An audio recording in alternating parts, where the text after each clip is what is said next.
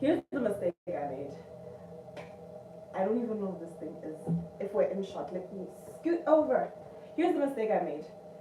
I kept saying later, later. I'll do it later. I'll do it later. This morning, before I went to church, I was like, it's fine. I'll do it after church. I got home um, from church. I was like, I'll do it after I take my nap. And Kante, I'm not realizing that doing this later means that I have to pull myself together. And right now, with the current status or state of my hair, it's exhausting to put myself together or to pull myself together. So this almost didn't happen, but because consistency, I had to make it happen. So that's this hair being in this situation. But I didn't really mean to explain. I just thought it would be a really nice icebreaker. Anyway, so welcome back to our attempt at 365 days of going live. Um, my name is Dipuka Maleboke, known as Barbs on these platforms because my first name is Barbara, after all. Cannot run away from it. I don't mean to run away from it. But yeah, um, I don't know which direction we're going to go with this, but stay with me. I think we should build on the conversation we were having yesterday about, we're talking about activism in 2025, what it looks like. And go to this conversation has, how can I put it? So yesterday when I was talking to my partner about this, which then informed the video, the conclusion was that when it comes to people um, and something very terrible happening to them, sometimes you can't always be there. You can't always help them physically. Sometimes you can only reach out spiritually, basically. And I was saying that, yeah, but if you can offer help financially as well, that's great.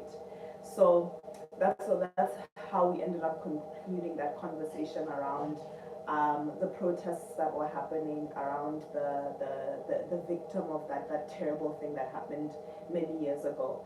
And it brought me into the conversation for today, which I think has many layers, but stay with me. So today in church we're talking about the story of the prodigal son. I think it's one of my favorite stories in the Bible, TBH.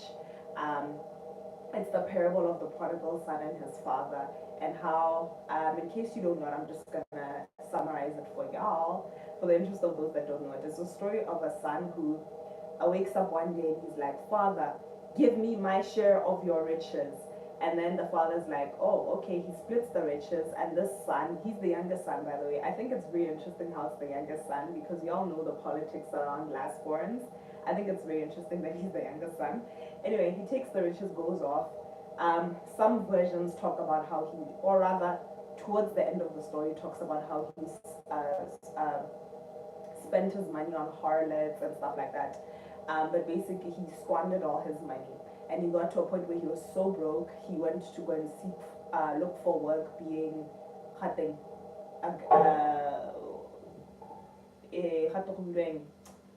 a herdsman. Is it? Yeah.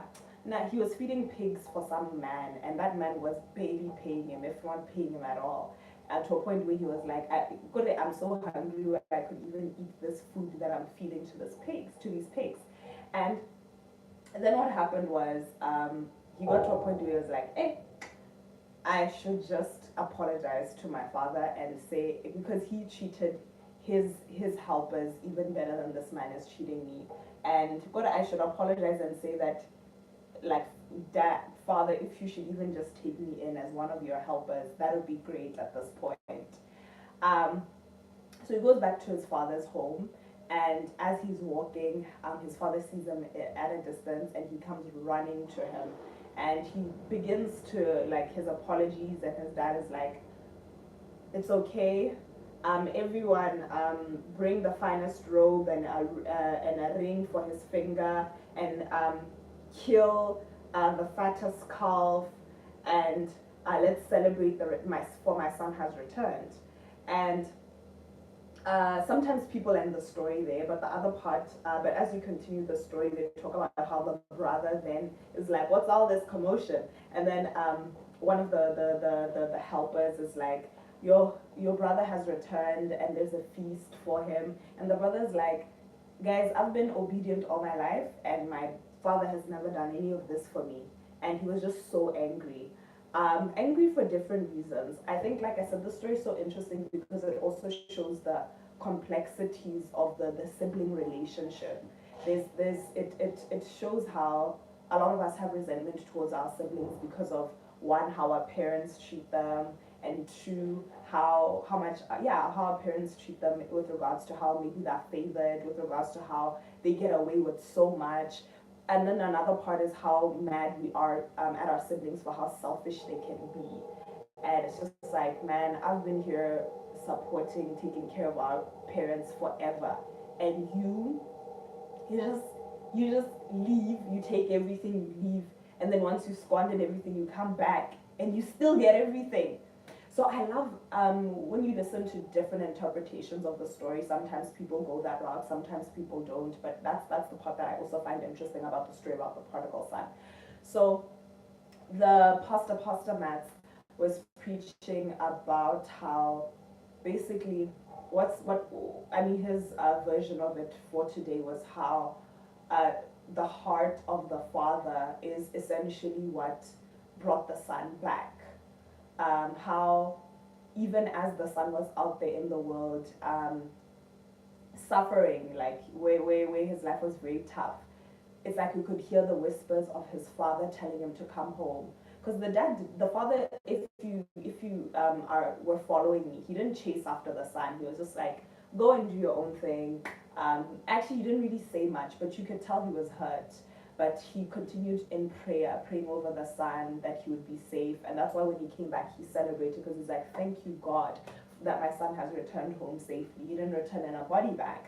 So that's the part, that's basically what Pastor Mass was preaching about today, is that sometimes you don't need to chase after people. Sometimes it's what's best um, is to just pray for people when they go off into the world, when they're rebellious, because sometimes chasing after them can further fuel that rebellion and make them be out there lost for a more prolonged time as well.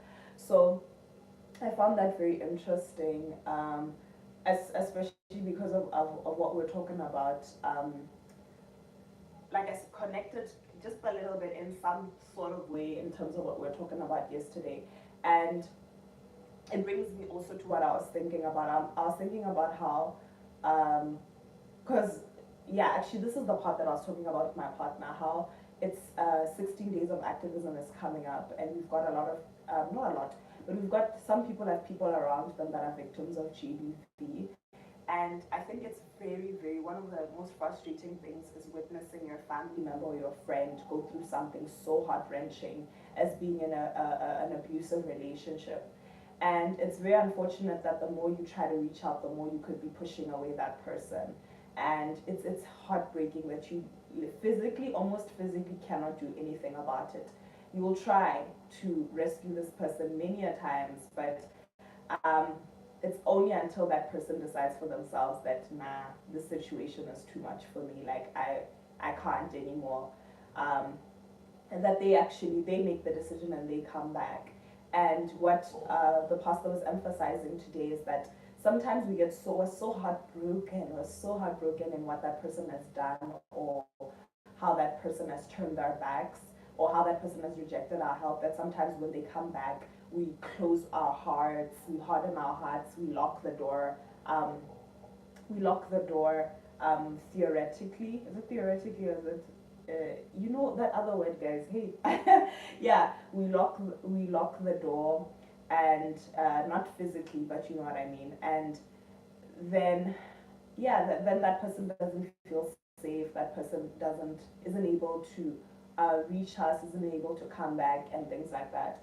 So he was basically talking about how it's important to ensure that your posture, that when you're praying for all of these things, when you're praying for this person, when you're praying for that return almost daily, you're also praying for your heart posture, that the pain and the resentment that you're carrying as well can sort of melt off, so that at the time that God does bless you with this person's return, that you can be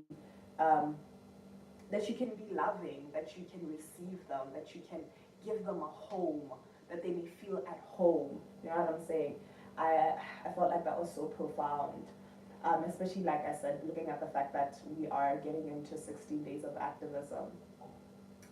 Which brings me to another rant, and I don't know if I should save this for tomorrow. Perhaps I should. I've been thinking a lot about how my relationship with my family has evolved. And hey, like I said, this is a story for another day, and I think I'll expand on it because 365 is a lot of days. My relationship with my family has evolved a lot, and yesterday I was having a conversation with my mother about my grandmother. And you know, when your grandparents get to the age where they're much older, it's very tricky because you're hypersensitive when as that child or that grandchild about what they consume, what they're doing for their health. And you know, I had a moment yesterday where I was telling my partner, I was like, you really can't control people. You can't. If your grandmother wants to drink Coca-Cola, consume all the meat, all the salt, there's really nothing that you can do. You can shout and shout and shout, but um, all that's gonna end up with is you holding all of this resentment and anger and not enjoying the time that you do have with them. You know what I'm saying? Because I was so mad yesterday. I was thinking, I can't believe that this person, my grandmother, consumes all of these things that are essentially going to cut her lifespan short. And I got to a point where I realized, because I had a conversation with my mom as well, and she was like, it's just how she is, and really all you can do goes back to what I was saying earlier, is just pray for them, is to pray for her, pray that she herself has one of those aha moments like, man, I actually want to see, like me, am I the first grandchild? Am I? I think I am. Hmm? Hmm? Am I? I think I am. I think it's for her to be like, I want to see her kids, and at the rate I'm going, I don't know if that'll be possible. It's for her to have that moment and decide for herself that she wants to do that, and all we can do is pray for her.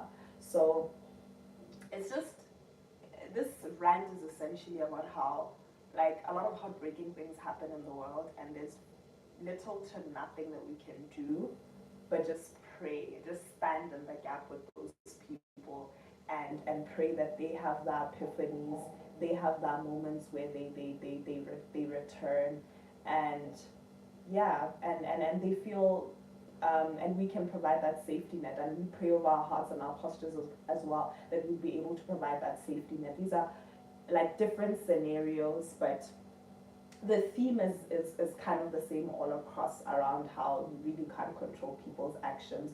You also can't control the direction of how things are going to go in certain instances, even if your intentions are pure. Yeah, sometimes they're not as well, because you're possibly leading from a place of anger. But yeah, that is the end of this rant. Thank you for watching. I will hopefully be able to do my hair tomorrow. Cross your fingers with me, and my nails, because I cannot go to work on Tuesday with nails like this. Thank you for watching.